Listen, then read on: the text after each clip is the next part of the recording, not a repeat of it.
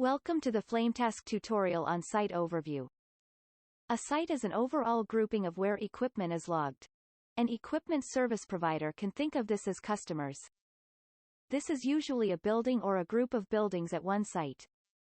It is helpful in scheduling a site on a specific day. If you would like to see what equipment you have missed inspecting before leaving, then all those pieces of equipment should be in one site. In the mobile, the sites are listed as soon as you log in. In the search text box, you can type in part of the site name or address to filter the list.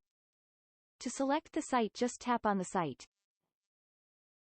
After tapping on the site, in this case it will come up with a pop-up note. This is because the pop-up note is filled in the web system. After that, the equipment will show up that is logged for that site.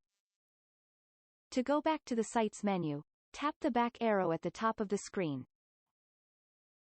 Tap the bubble at the right of the site. Information such as the contact info will be displayed. Tap on the phone or cell phone to make a call. Tap on Open in Google Maps or Apple Maps to see how to get to the site from your location. You can press Go to give you directions to the site. Now we'll flip over to the web system to see how it works over there. Search on the site like before.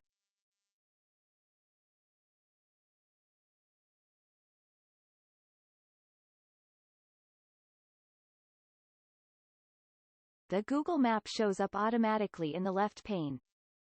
This screen is where the pop-up note can be entered, as well as other information such as the address and contact information.